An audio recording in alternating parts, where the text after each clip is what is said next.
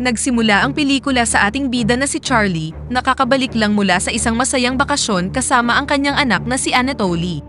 Pagdating nila sa bayan, nakiusap ang bata na palabasin siya ng sasakyan para panoorin ang isang pagtatanghal sa may kalye. Pumayag naman si Charlie at sinabi sa anak na susunod siya pagkatapos iparada ang kanyang sasakyan. Gayunpaman, habang papalabas siya ng sasakyan, pinalibutan siya ng ilang lalaking nakamaskara at sinimulan siyang pagbabarilin. Ngunit sa huli, himalang nabuhay si Charlie.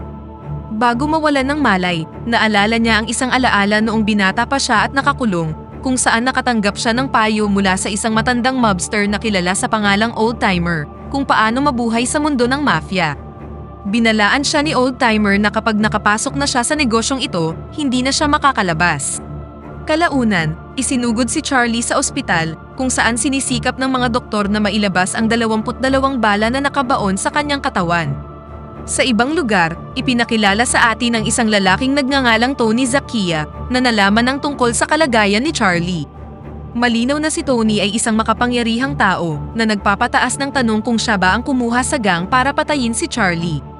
Ang pagbaril kay Charlie ay naibroadcast sa national television at binanggit ng reporter na si Charlie ay isang retiradong mobster. Sa kabilang banda, ang police captain na si Marie Goldman ay naging interesado sa kaso at nagpas siyang pumunta sa crime scene. Habang inooperahan si Charlie, ipinakita sa atin ang isa pang flashback nang nalaman ng batang si Charlie na pinatay ng kanyang karibal si Old Timer. Bilang resulta, nagpasya si Charlie at ang kanyang matalik na kaibigan na sina Tony at Karim na patayin ang notorious na mobster na nagngangalang Hernandez bilang pagganti sa pagkamatay ng kanilang old mentor. Bago itakda ang eksaktong paghihiganti kay Hernandez, nanumpa ang mga binata na mananatiling magkakaibigan magpakailanman. Naging matagumpay sila sa ginawang paghihiganti at ang kanilang paglalakbay sa mundo ng mafia ay nagsimula na sa puntong ito. Sa kasalukuyan, si Police Captain Marie Goldman ay kinumpronta ng kanyang superior na pinayuhan siyang bitawan ang kaso dahil si Charlie ay isang dating mobster at dapat hayaan na lamang ng pulisya na magpatayan sila. Hindi siya pinansin ni Marie at patuloy pa ring inimbestigahan ang kaso, umaasang mahahanap kung sino ang may pananagutan sa pagkamatay ng kanyang asawa. Pumunta siya sa hospital room ni Charlie at sinimulan siyang questionin. Gayunpaman, nanatiling tikom si Charlie sa hindi malamang dahilan. Nang pumasok sa silid ang abogado ni Charlie na si Martin at ang kanyang mga pinagkakatiwalaang kaibigan na sina Karim at Pat, lumabas si Marie sa pagkadismaya. Kinagabihan, habang pinapatulog ni Marie ang kanyang anak sa higaan, nakatanggap siya ng nakakabagabag na tawag sa telepono.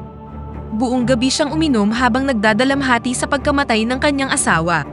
Samantala, kitang-kita na masama ang loob ni Karim at nangakong maghihiganti sa kung sino man ang dapat sisihin. Samantala sa ospital, isang lalaki ang nagbalat kayo bilang miyembro ng medical staff. Pagkatapos ay bumunot siya ng baril, pumasok sa silid ni Charlie at binaril siya ng ilang beses. Nang marinig ang mga putok ng baril, ang mga kawani ng ospital ay nagmamadaling pumunta sa silid at natuklasan ang isang bangkay.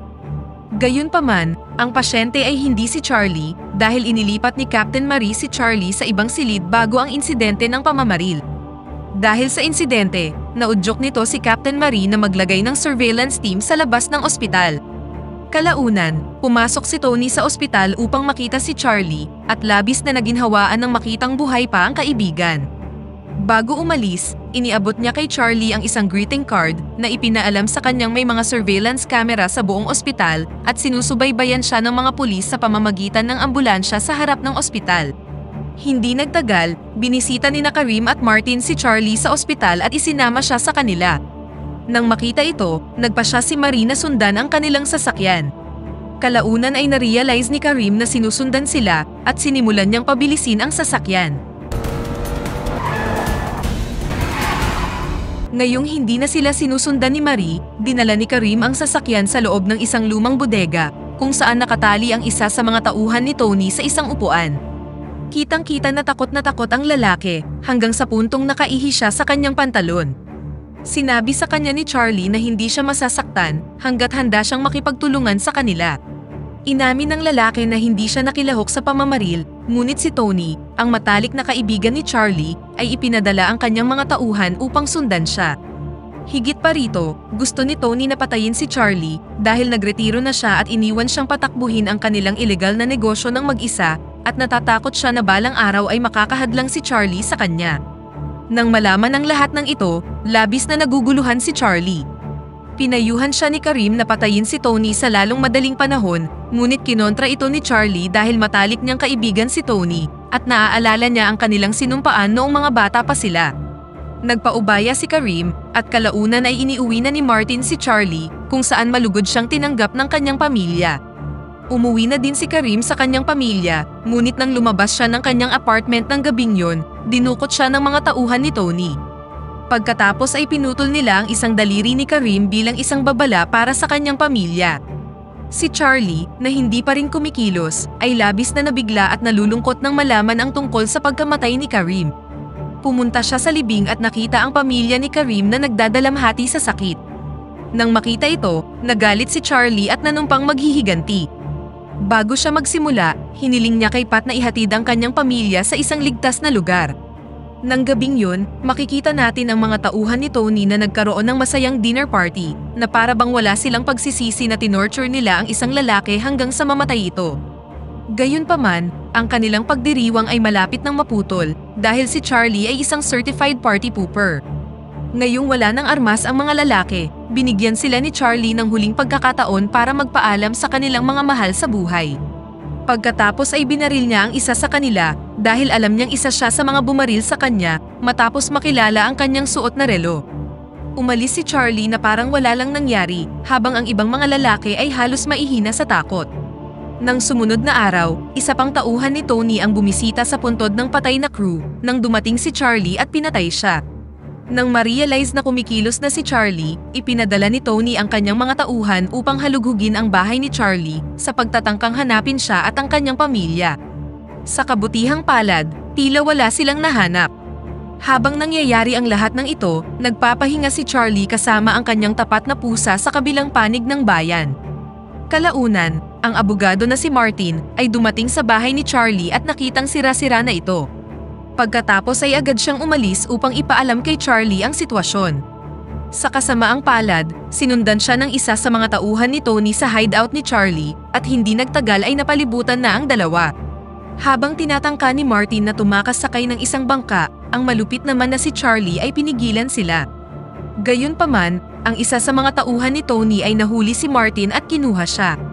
Tumakas si Charlie sakay ng kanyang motorsiklo habang hinahabol siya ng mga tauhan ni Tony. Dahil nabangga niya ang isang police car, agad siyang dinala pabalik sa police station at muling nakasama si Captain Marie. Sa loob ng interrogation room, ibinunyag ni Marie ang ilang nakakagulat na impormasyon na kanyang natuklasan sa ginawa niyang pagsisiyasat, partikular na dito ang isang serye ng mga bala na nakabaon sa pader sa pinangyarihan ng krimen. Ang ibig sabihin nito ay ang isa sa 5 taong bumaril kay Charlie ay wala talagang intensyong patayin siya. Bilang karagdagan, nagpasya si Marie na wag arestuhin si Charlie sa ngayon dahil nasa ilalim siya ng impresyon na si Tony ang may pananagutan sa pagkamatay ng kanyang asawa. Kalaunan ng gabing yon, makikita si Tony na nag-e-enjoy sa wedding celebration ng kanyang anak na babae. Lingid sa kaalaman niya, nakatayo si Charlie sa labas mismo ng kanyang tahanan at nagawa niyang madukot ang isa sa kanyang mga tauhan. Bago niya patayin ang lalaki, inutusan siya ni Charlie na ibigay ang lahat ng hawak niyang impormasyon tungkol sa kasalukuyang drug transaction ni Tony. Nang malaman ni Tony ang nangyari, labis siyang nagalit. Pagkatapos ay umalis siya sa party at pumunta sa kanyang drug lab, kung saan nagwala siya at nawala na sa katinuan. Inutusan ni Tony ang kanyang mga tauhan na dalhin sa kanya si Charlie, buhay man siya o patay. Kinabukasan, sinundo ni Pat sina Anatoly at Eva mula sa paaralan upang igugol ang buong araw na kasama si Charlie. Tila naging normal lang ang araw na yon, hanggang sa dumating ang punto kung saan huminto ang isang van sa tabi nila. Sina Anatoly at Eva ay binihag ng mga lalaki at tumakas sila sa lugar sakay ng kanilang sasakyan. Pagdating sa pinangyarihan, natuklasan ni Marie na huli na ang lahat para tumulong. Hindi nagtagal, natagpuan ng mga awtoridad si Eva at dinala siya sa police station. Makalipas ang ilang oras, nang papaalis na si Marie sa presinto, sinamahan siya ni Charlie sa sasakyan na labis namang ikinagulat ng pulis. Humingi siya ng tulong sa pag-fabricate ng senaryo kung saan papalabasin nilang naaresto si Charlie upang sumuko na si Tony sa paghahanap sa kanya at mapalaya na ang kanyang anak. Umaasa siya na makukumbinsi nito si Tony na palayain ang kanyang anak na lalaki. Inalok din ni Charlie na makikipagtulungan siya sa awtoridad kung maibabalik sa kanya si Anatoly. Nang marinig ito, pumayag si Captain Marie na tumulong. Nang malaman ni Tony na naaresto si Charlie, mas lalo niya itong ikinagalit. Nang ma-realize niyang wala ng kabuluhan na buhayin pa si Anatoly, agad niyang inutos sa isa sa kanyang mga tauhan na patayin na ang bata. Gayunpaman, walang kamalay-malay ang thugs na sinusundan siya ni Charlie sakay ng isang motorsiklo, patungo sa lokasyon kung saan nakakulong si Anatoly. Sa loob ng bahay na ito ay isa pang tauhan ni Tony na siyang naatasang magbantay sa bata. Pagdating doon, kaagad sa kanyang ibinigay ang order. Sa halip na gawin ang utos, agad niyang pinalaya si Anatoly at dito nabunyag na nasa labas na rin si Charlie. Tila na-trap siya sa ilang uri ng barbed wire at ginawa niya ang lahat para palayain ang sarili. Napag-alamang buhay pa ang tauhan ni Tony kung saan kinaladkad niya si Anatoly palabas at pagkatapos ay nagsimula ng magmaneho palayo. Nang malapit na itong mangyari, nagawa siyang patumbahin ni Charlie sa daan at kinuha na si Anatoly palayo. Nang nakabalik na si Charlie sa kanyang bahay, sinabi niya sa kanyang asawa na hindi na nila kinakailangang magtago dahil matagumpay na niyang nadispatcha ang lahat ng mga tauhan ni Tony. Sa sumunod na araw, nagpapahinga si Tony sa kanyang bahay nang binisita siya ni Charlie. Sa kabila ng lahat ng nangyari, tila handa si Charlie na kalimutan ang lahat alang-alang sa kanilang pagkakaibigan. Sa kabila ng pagnanais ni Charlie na iwasang patayin si Tony, na naging gutom sa kapangyarihan, ay nagnanais pa ring dispatchahin si Charlie sa lalong madaling panahon. Itinumba siya ni Tony sa sahig at tinutukan siya ng baril sa mukha. Nang madistract si Tony, sinamantala ni Charlie ang sandali at muling nakuha ang kalamangan sa kanilang kompetisyon. Sa huli, hinuli si Tony ng mga awtoridad dahil sa pagpapatakbo niya ng drug ring. Dito nabunyag na nakipagtulungan si Charlie kay Captain Marie sa paghahangad ng sapat na ebidensya upang ipakita na nagkasala si Tony sa drug trafficking crime. Kalaunan, nang kinwestiyon ng pulisya si Charlie, nabunyag na ang mga pulis ay walang mahanap na ebidensya na nagpapatunay na sangkot si Charlie sa anumang drug trade, kaya napilitan silang palayain siya.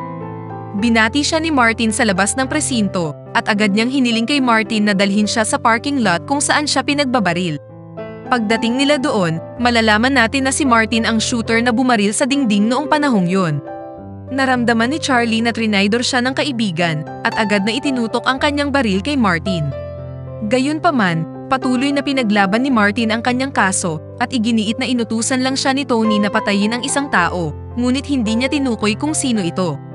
Pinaalam niyang nabigla siya nang malaman na ang taong nakatakdang patayin ay si Charlie, ngunit hindi niya ito nagawa. Nang marinig ito, nagpaputok si Charlie ng ilang bala sa dingding bilang simbolo ng kanyang pasasalamat sa ginawa ni Martin para sa kanya. Sa huli, makikita si Charlie kasama ang kanyang pamilya na masayang naglalaro sa may dalampasigan, pagkatapos ay naglakad patungo sa paglubog ng araw, at dito na nagtatapos ang pelikula. Pakipindot naman ang like button kung nagustuhan mo ang pelikula at kung hindi naman, pindutin mo ng 2 beses ang dislike button para lang makasiguro.